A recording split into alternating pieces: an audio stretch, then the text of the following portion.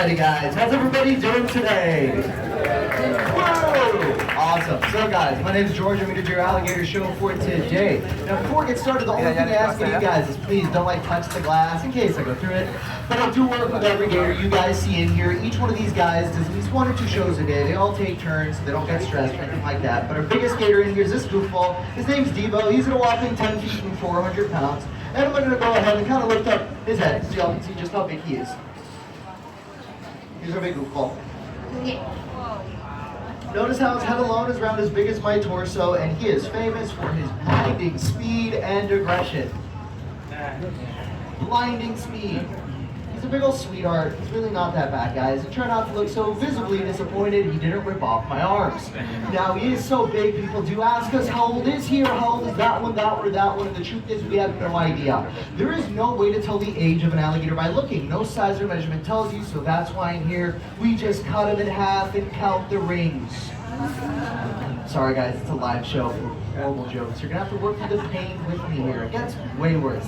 But like I said, there isn't a way to tell their age. An alligator's size is entirely dependent upon diet and environmental factors, not on how old they are. So literally any one of these alligators could be 20 or 75, we'd have no clue. And some records in captivity do claim to have alligators over 100 years old, so they're very long-lived. Now let's say if we have 2 baby alligators and you feed one twice as much as its sibling, it will literally be twice the size within the same amount of time. Now in here we'll feed them raw chicken and other kinds of meat out in the wild. They're what you call an opportunistic hunter. They'll literally eat anything from raccoons, turtles, fish, bird, deer, snails, bugs, and of course their favorite, tourists. Yay!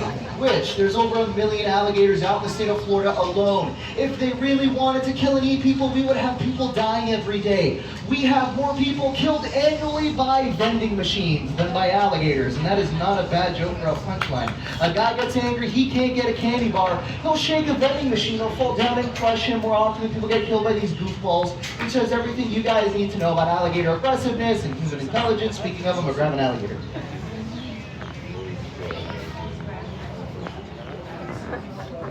Il va nourrir les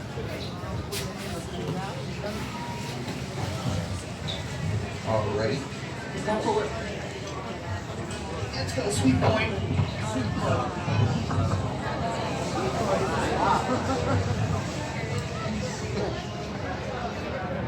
He's like, no, I've been chosen. Be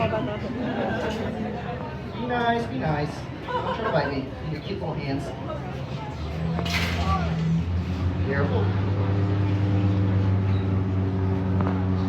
Alright. So, chill. Alright. So we're going to look inside of his mouth, guys. There's a whopping 80 teeth in here. 40 on the top, 40 on the bottom. Now they can actually break their teeth off, grow them back, and they cycle through several thousand in a lifetime. Now that comes in handy because of how hard an alligator can bite. A large alligator can bite down with an entire ton of force within his mouth. That is a whopping 2,000 pounds per square inch of power.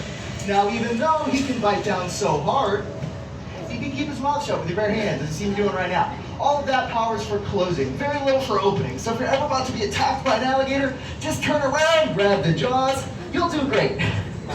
You're gonna wanna run for your life. But we do have all of these alligators in here for a reason. We are actually an alligator rescue.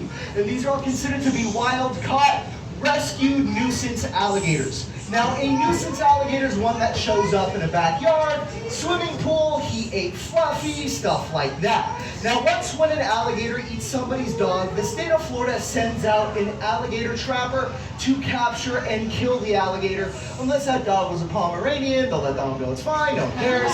But it's really sad. The state of Florida does kill over 8,000 nuisance alligators a year, which is really not their fault. It's usually a nuisance person that causes the problem, and by that I mean people that feed them. The second you feed this guy, he learns to associate people with food. You don't have the food, you are the food. That's why it's against the law to feed them. So what we do here, guys, is we do shows with these nuisance alligators instead of killing them and turning them into a pair of boots, which he obviously appreciates, right? Yes, he does.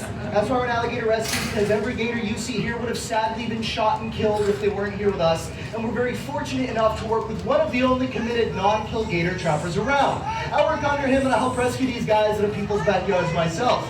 One of these goofballs was caught at 4 in the morning on someone's front doorstep. Imagine you're up early for work. You open your front door and surprise, he's sitting on your welcome mat. Now that gator was promptly rescued. Again, I say the word rescue because if the different trappers showed up, they just shoot the poor guy and that's that. Now the reasoning though behind that is, as nuisance alligator trappers in the state of Florida, not a single one of them get paid to